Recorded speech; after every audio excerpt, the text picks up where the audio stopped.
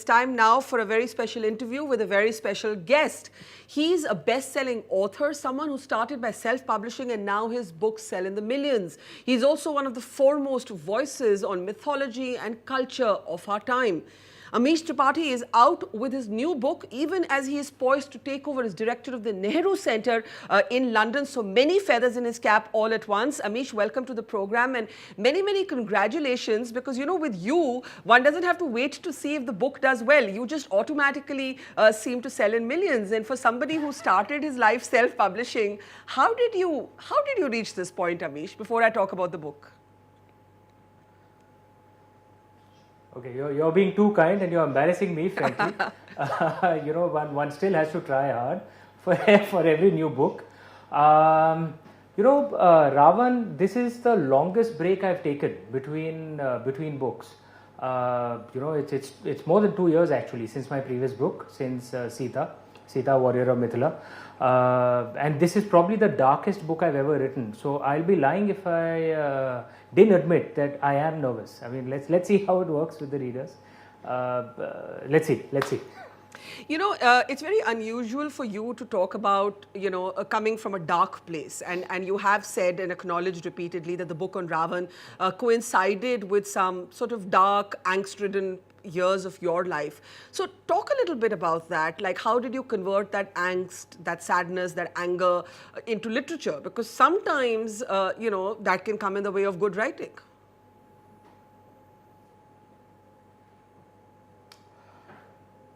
You know, I have a dear friend, film director, a very famous film director, Shekhar Kapoor, and he had told me that grief and pain can sometimes lead to good inspiration, but when the grief gets too much, you know, sometimes it can paralyze an artist. And the thing is, no artist really goes looking for it. It's stuff that just happens, I guess, and all of us suffer in our own ways. But the reality is, yes, I was not in a good place emotionally for the last 2 years. A lot of that angst, anger, pain, etc. all went into the character of Raavan. Raavan as a character himself also, forget about my emotional state, but even Raavan as a character is a very angst-driven character. He's not just a thug. He's not what you would call a typical quote-unquote villain. He is an extremely complex and deep character. He's a scholar. He's exceptionally well-read. He's a brilliant musician. He's actually invented instruments which survive to this day. So the Rudra Veena, and most classical music aficionados will tell you it's probably the best stringed instrument ever invented. Well, we Shaivites believe it was actually invented by Raavan. The Raavan Hatta, Rajasthani instrument, which is used to this day, is called Raavan Hatta because, well, it was invented by Raavan. So he was a very complex, deep, scholarly character, but he had, various negative shades as well. Massive ego, severe anger management issues, and so it makes him a fascinating and yet troubling character to write about. So, in some senses, I'm glad it's over. I mean, that I finished writing. Why would someone like you have any angst? I mean, you're a super successful writer whose books sell in the millions. You're going from strength to strength. You seem very sort of at peace with yourself. Why would someone like you even go through this kind of angst? I want to talk about Raavan, but I also want to talk about Amish Tripathi. Some personal issues. It happened, as Gautam Buddha had said, you know, maybe grief. He said dukha is one of the fundamental realities of the universe. Various personal issues, one after the other. These things happen. Yeah. Everyone suffers. And I think, over the last 2 years, reading up on, I was aware of many of these philosophies, of course, because of the kind of family I grew up in.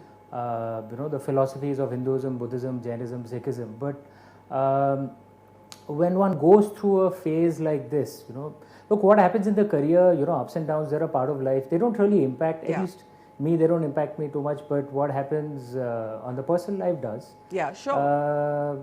But yeah, as Gautam Buddha said, this is a part of life. One has to figure out how to manage it. It is a reality of life. All of us suffer. Of course. We all have our bad moments, our terrible moments, our unhappy moments, and we use different crutches to come out of it and cope with it. I want to ask you, it was very interesting to me to hear you describe Raavan as someone who was very intelligent, very sort of, almost flamboyantly intelligent, but with anger management issues. To me, that sounds like a lot of men I know. Like, it sounds like a modern, contemporary figure.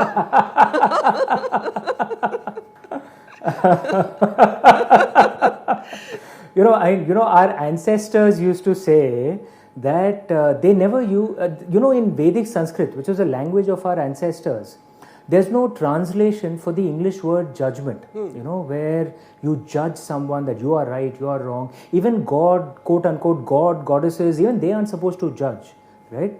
The entire approach to other characters, to other people you meet in your life, and to characters you explore in stories was not to judge but to understand and learn and apply those learnings in your own life. So I think there's something to be learned from Raavan. That even a man as supremely talented as Raavan, if you cannot control your ego, if you cannot keep a control over your temper, you'll meet a sticky end. Yeah. And if you see, my books are in a multi-linear narrative. The first 3 books of the Ramchandra series. The first book, Ram, Scion of Ikshvaku, is from the birth of Lord Ram to the kidnapping of Lady Sita. Yeah. The second book, Sita, Warrior of Mithila, is from her birth to her kidnapping. And the third book, Raavan, Enemy of Aryavarta, is from his birth to the time he kidnaps Lady Sita. And fourth book onwards is a common narrative. But if you see all 3 principal characters, all of them suffered. All of them had, there's this beautiful line written by Kalhana in the Raj Tarangini, a beautiful Kashmiri text, where it said that the moment when good fate is about to bless you with even greater glory is exactly the moment when retreating bad fate increases the power of its sorrows. Yeah. One of the things our ancestors believed is that this is a part of life, this universe balancing itself. But if you see Lord Ram's story in Ram, Scion of Ikshvaku, the more he suffered, the more noble he became. People were unfair to him, he would behave with even more grace, even more honor. Whereas Raavan, the more he suffered, the more angry he became. And that's something that our ancestors would perhaps say, that's something to learn from. Yeah. That even if you're supremely talented, and suffering is a part of life, it happens to everyone. There are phases, everyone goes through that. If you cannot control yourself, you only increase your suffering. Yeah. It only makes things worse. But you and I have spoken about this before, the way most of us have learnt our mythology and the fact that at least when I was growing up and I went to school and college, we never even read the Ramayana and Mahabharata. Like, we read the Greeks, we read Homer and Odyssey, and we just never read these books as literature or even as mythology. So there's a very Amar Chitra Katha understanding of Raavan. Raavan was the evil guy, Raavan was the bad guy, Raavan was the guy that Lord Ram killed. But your book actually delves much deeper. You've spoken about how there are actually 2 versions of how Raavan dies, and how Raavan, like all characters in life, is not pure evil or pure good, that there is perhaps no such thing. So talk a little bit about how our conventional understanding of Raavan, because we are taught culture and mythology so poorly, is so basic and rudimentary that it doesn't actually capture the whole story. No, this is something that really troubles me, and I've spoken of it repeatedly. I've written articles on this. We need to reconnect our education system with our own cultural roots. The more educated we become in India, the less Indian we become. And we are inheritors of such a wonderful legacy of knowledge. And I'm not just talking about spirituality and philosophy. I'm talking about the sciences, mathematics, astronomy. Our ancestors have left behind the greatest bodies of knowledge any culture has been left with. Just to give you a perspective, the number of Greek manuscripts that survive till today, non-printing press manuscripts, are around 20,000. The number of Sanskrit manuscripts that survive till today, despite all the destruction of the last 1,000 years in the invasions, is around 3.5 million. That's a body of knowledge our ancestors left for us, but we don't study any of it. And another thing is that if the more we learn of our texts and of our stories, the more intrinsically I believe that we will become liberal.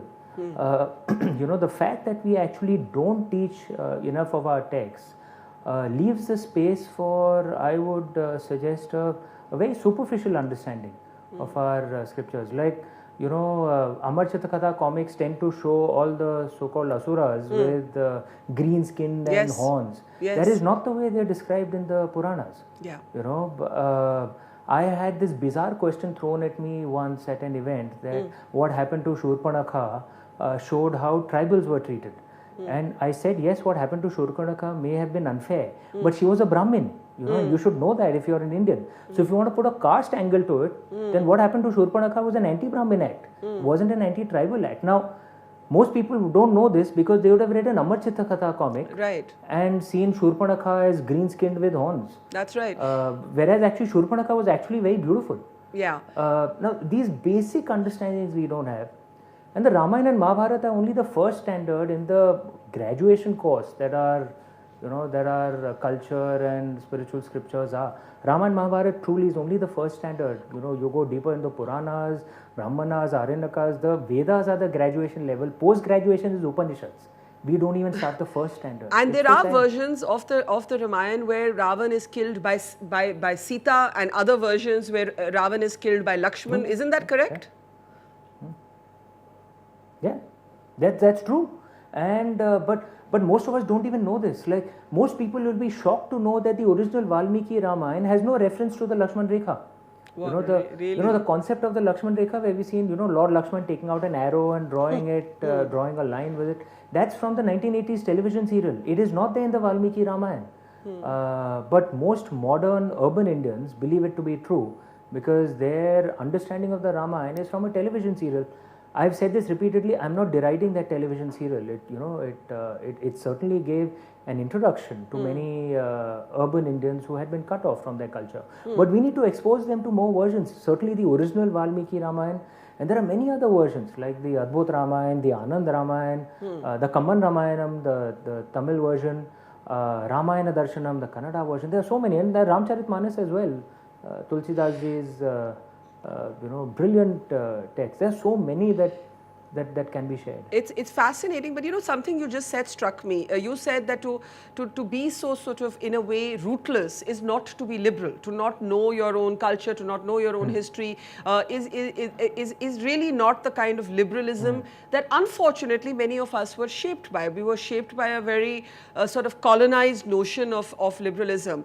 Do you think today, Amish, as the world debates what's happening with liberals find themselves at disconnect with popular sentiment, politics doesn't reflect what they believe, the values that they have been shaped by don't find a sort of resonance with the majority. Do you think in the Indian context, one of the reasons that the old idiom of secularism is not working is that many of those advocating it are not able to speak from a place of faith or a place of culture or a language that most people understand, that I include myself in this, we tend to speak from a very sort of deracinated place?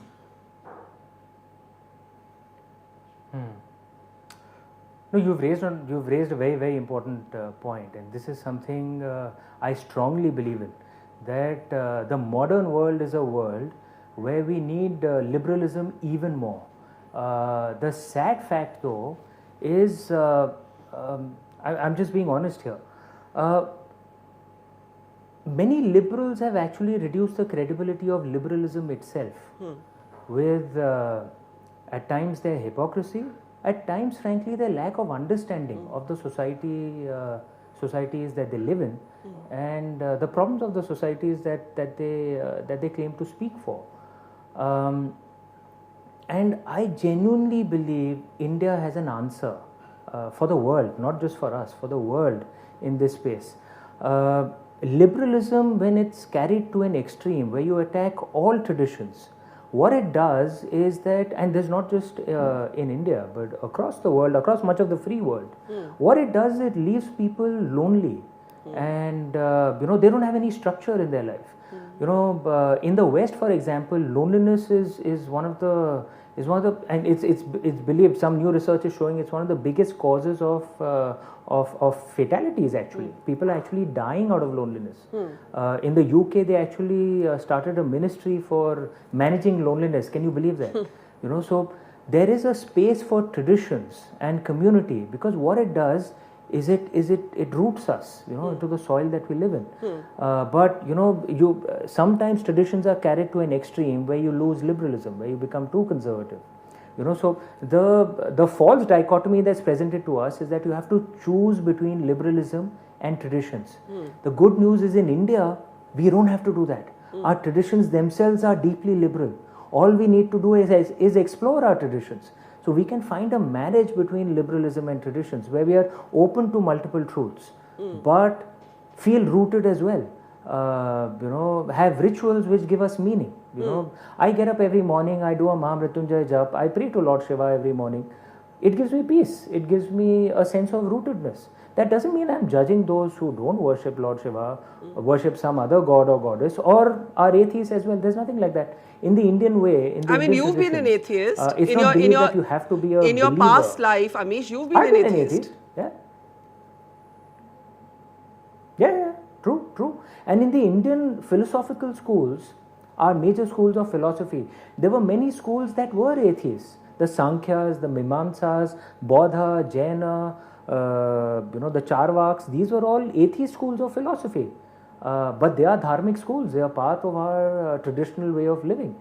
So it wasn't believed that there was anything wrong with being an atheist. LGBT rights, for example, we had huge respect for transgenders. Had rights. They had respect. They could live as they chose to. One of the names of our ancient names of our land was Ilavarta, the land of Ila. The question is, who was Ila? She was a transgender person, and she was the founder of the Chandravanshi line of kings, one of the most powerful line of rulers. Lord Krishna was a Chandravanshi, right? And she had founded those line of rulers when she was a woman. Later she chose to become a man. The land was named after her. This is the liberalism of our ancient traditions. Respect for women in our ancient way. So what have contemporary liberals forgotten? Women prophets and messiahs in our Vedic times. You have mentioned that you actually had Rishikas writing, sort of hymns, and that's fascinating. And how feminism is not a Western concept in India; it's in fact an ancient concept. But what are modern liberals getting wrong in India? What is the one thing? You know, you have so many liberal friends, and we live in such polarized times that somehow it's liberal versus conservative, which are false binaries. I think most Indians actually sit squarely in the center. What is your advice to your Indian liberal friends today? I have friends on both sides, on the liberal side and the conservative side. And my request to both of them, please read our own ancient texts. Don't read Western texts or Western interpretations of Indian texts. Because most of the Westerners who have interpreted our texts, at least the ones that were done in the British colonial era time, had no clue what they were writing about. Their translations were wrong, their understanding was wrong. Please read our ancient texts. And then you'll get a deeper understanding of the sheer beauty of the soil. I'm a deeply proud Indian. And not because I was born here, because there's a whole damn lot to be proud about. You know, our ancestors were really kick-ass. And the way to discover that is to read more, but read more of our own ancient texts. And I'm not just talking about the spiritual or religious texts. Read our ancient plays. Read the plays of Kalidasa, read the plays of Bhasha, read the plays read the works of Thiruvalluvar, Thirukural. There are so many ancient texts that we can read and gain a deeper understanding of the wonderful land that we live in. Yeah. Well, Amish, one of the fault lines... Sorry. That reading will help you become more truly liberal and rooted. Yeah. Point taken. One of the fault lines, though, of the culture wars of our time has been the language debate. Now, you have been a strong advocate for the revival of Sanskrit, and you have also called Hindi your Dil Ki Bhasha, which is, I believe, how your grandfather, in a way, molded you to think that there was a Pet Ki Bhasha and a Dil Ki Bhasha. Now, when you look at at the sort of language war that we have just emerged from, recently, there was an entire south of India saying, oh, Hindi is being imposed. There are the Hindi files who say that we need a linked language. Why should that language be English? How does someone like you, who's familiar with the ancient texts, who comes from a tradition of being able to think in Hindi, who advocates for the revival of Sanskrit but writes in English, how do you make peace between these various dimensions of yourself, and where do you weigh in on the language debate? Language for me is a medium, right, to an end. And if you see the way our ancient culture has been, Sanskrit used to be the link language for many elites across, but there were also Prakrut or later Apabhramasha languages, which were Sanskrit and Apabhramasha languages were mutually intelligible, right? Sanskrit started declining a few centuries ago in its mass usage, and the Apabhramasha languages then later evolved into many of the modern Indian languages that that we see today. For me, there is beauty in all these languages. So for I've studied in Tamil Nadu as well. I've lived in Odisha.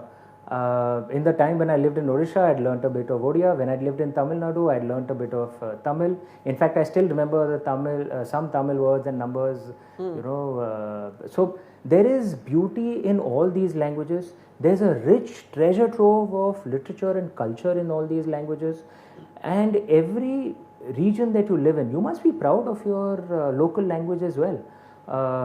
And in terms, I believe that if you're living in a state, it is basic politeness and good manners to learn the language of that state. I live in Maharashtra, and I can't say I'm perfect at Marathi, but I can understand Marathi, and it's good manners that I should learn this. What about Hindi? What about Hindi? How do you see Hindi? But getting and Hindi is the language of many states across India as well. How languages naturally evolve, the way our ancestors saw it, is it just evolves naturally. It's let the people decide. What is more important are the thoughts that are being conveyed in that language. And most of practically all our Indic languages have the vocabulary to convey many of the deeper thoughts that we have across all parts of our country. So I would actually just call for mutual respect. Like of course I would love and respect my mother, but for me to disrespect someone else's mother would be rude and stupid. Yeah. Everyone should respect their own mother, but respect someone else's right to respect and love their mother as well. Yeah. And we are all part of the same land, as as Vishnu Puran had said, Uttaram yat samudrasya himadrashaiva dakshinam varsham tada bharatam nama bharati yatra santatihi, that north of the oceans and south of the Himalayas lies the noble nation of Bharat. We are all united for a long time, but we respect cultural diversity as well. That is our core trait. One last question. The kind of diversity that you're able to, in a sense, reflect in your comments, in your writing, this is the diversity that was our tradition. If anything was our tradition, this sort of plurality of thought, the sort of the essence and the value of debate, the absence of certitude. There is no certitude in this tradition. Everything is up for questioning. Where have we lost that? And how do you also tell, on the one hand you have the deracinated liberals, and on the other hand you have the extreme revivalists. So you have the extreme left wing, the extreme right wing, you have people who are not rooted at all, and on the other side you have people who are pushing corny ideas in the name of revivalism. Where do we find this balance to keep pluralism, diversity of thought and opinion and debate alive? The answer seriously is just explore more of our texts. Explore the wisdom and the words of our ancestors. They've left much of this knowledge behind. And one of the wisest concepts that they left behind is that they don't have all the answers. One of the most beautiful hymns, according to me, in the Rig Veda is the Nasadiya hymn. Right? It's a creation hymn, and it shows the natural, almost instinctive spirit of questioning of our ancestors. So it's a creation hymn. And like most creation hymns, it says, maybe this is how the universe was created, maybe that's how the universe was created. The most important is the last few lines. It says that how can even the gods know how creation happened? Because even the gods were created after creation happened, right? And then it says, perhaps the only one who knows is the one most high. They use the term Adhyaksha. Perhaps the only one who knows how creation happened is the one most high, or perhaps even he doesn't know. Now think of the beauty of this hymn. Yeah. The ability to think that even the highest divine may not know everything. Yeah. Right? Then who are we? We're just human beings, right? Yeah. Now, I'm telling you the answer to all the left-wing extremism and the right-wing extremism. Bring our culture into our school, bring our texts into our education system, teach the Vedas, teach the Upanishads, teach the Ramayana, Mahabharata, all the various interpretations of it. Trust me, the solutions will emerge by themselves. Yes, I think that's so well said. And the first set of people that need to learn from that are not the left and the right, but television anchors who are so certain about about what is right and what is wrong. Amish, it's always a pleasure talking to you. We look forward to reading your next book, Raavan. We look forward to your new avatar as the director of the Nehru Centre in London. Many congratulations, and thank you again.